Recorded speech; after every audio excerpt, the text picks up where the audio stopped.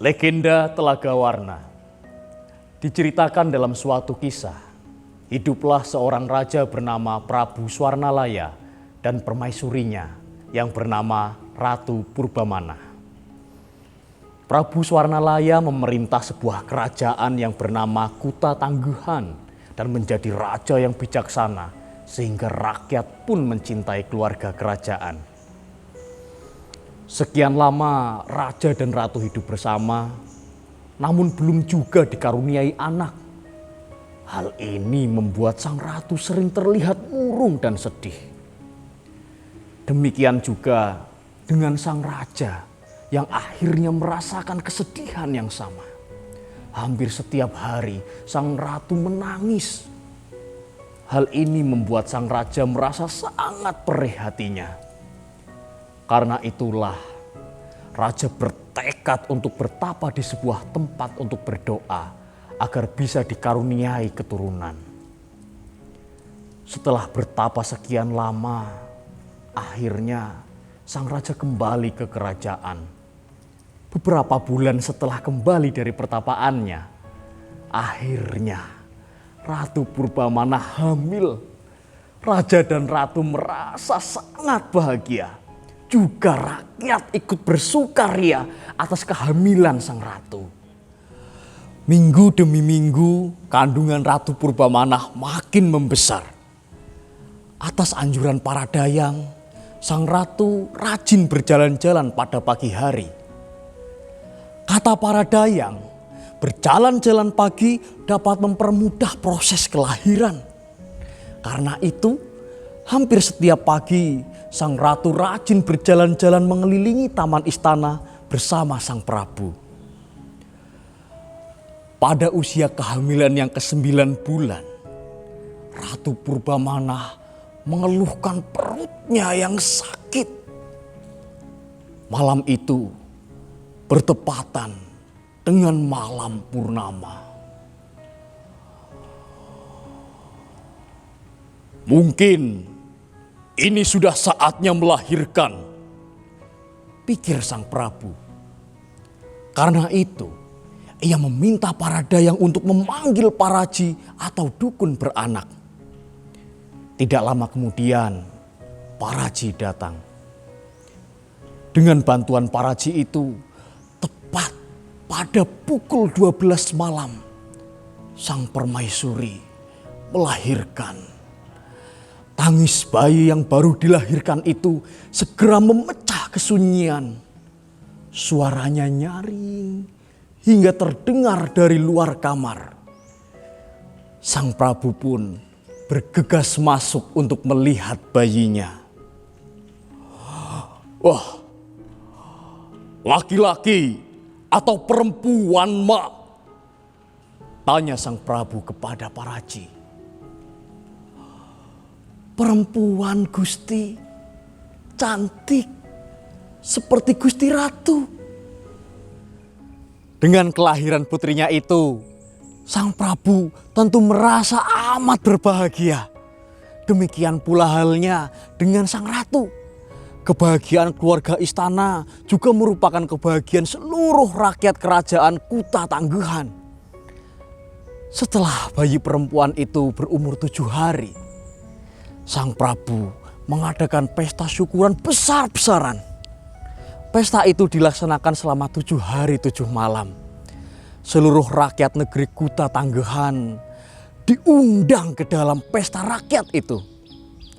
Di dalam pesta itu pula, sang prabu mengumumkan bahwa putrinya itu diberi nama Nyimas Ratu Dewi Rukmini Kencana Wungu.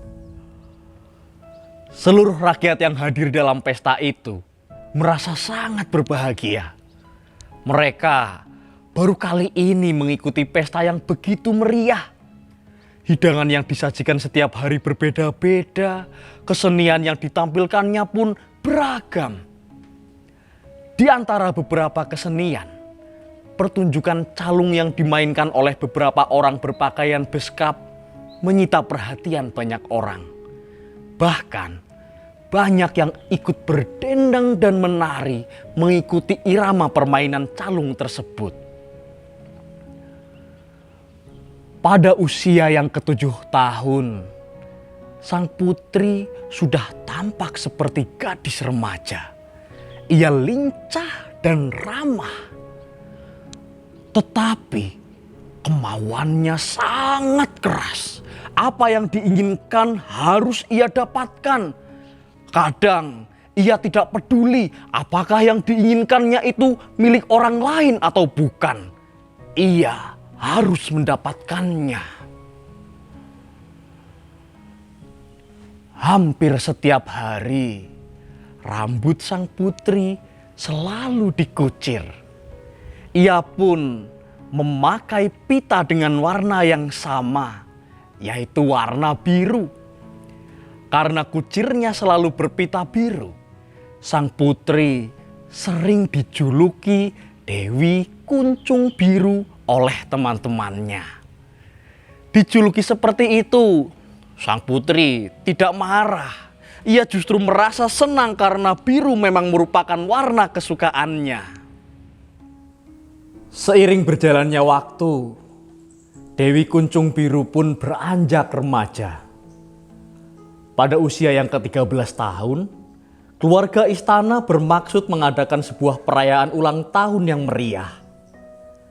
Sebelumnya, Dewi Kuncung Biru membuat sebuah permintaan untuk dapat mengenakan baju yang paling mewah dengan hiasan berupa intan permata dan berlian pada setiap helai rambutnya. Meskipun terdengar berlebihan, rakyat kerajaan Kuta Tangguhan mencoba memberikan perhiasan-perhiasan yang mereka miliki sebagai bentuk hadiah kepada sang putri. Pada hari yang telah ditentukan, seluruh rakyat diundang ke istana. Mereka diminta ikut menghadiri perayaan ulang tahun putri kerajaan Kuta Tangguhan itu. Hampir semua undangan mengenakan pakaian yang indah-indah. Prabu Swarnalaya memberikan sambutan.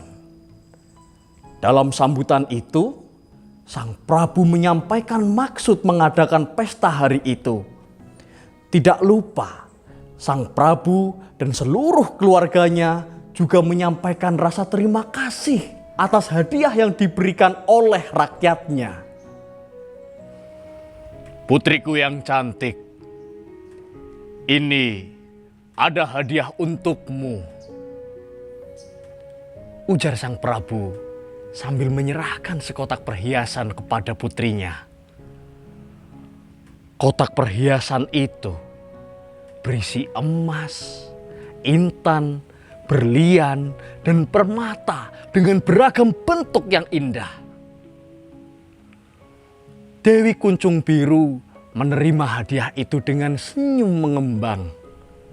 Dengan hati yang berdebar-debar, Dewi Kuncung Biru membuka kotak perhiasan itu.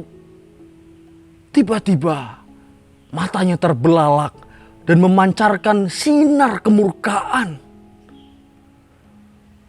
Perhiasan yang ia lihat di dalam kotak itu ternyata tidak seperti yang ia bayangkan. Memang isinya emas, intan, berlian, dan permata. Namun bentuk dan warnanya tidak seperti yang ia inginkan. Seketika itu juga kotak perhiasan itu dilemparkannya ke lantai dengan penuh kemarahan. Isinya pun berantakan dan menebarkan sinar kemilau di lantai pesta. Prabu Swarnalaya dan permaisurinya pun terkejut. Suasana pesta pun mendadak menjadi gempar. Bersamaan dengan terbenturnya kotak perhiasan itu ke lantai, terdengar gelegar petir menyambar. Suaranya keras seperti ledakan. Suara petir itu menggelegar menyambar atap istana tempat pesta. Atap dan bangunan istana itu pun seketika hancur berantakan. Seiring dengan itu, terjadi pula hujan badai yang sangat lebat. Petir pun terus menyambar-nyambar. Sesaat kemudian, bumi pun bergetar.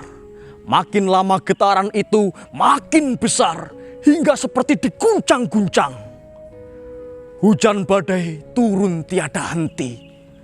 Air pun turun bagai bah yang tumpah dari langit. Makin lama, air yang menggenang menjadi semakin tinggi. Beberapa saat kemudian, seluruh kawasan istana kerajaan Kuta Tanggehan dan sekitarnya tenggelam. Hamparan air yang menggenangi istana itu kemudian membentuk sebuah danau atau telaga. Keanehan pun segera terjadi. Bersamaan dengan terhentinya hujan badai dan sambaran petir, air telaga itu berubah menjadi warna-warni.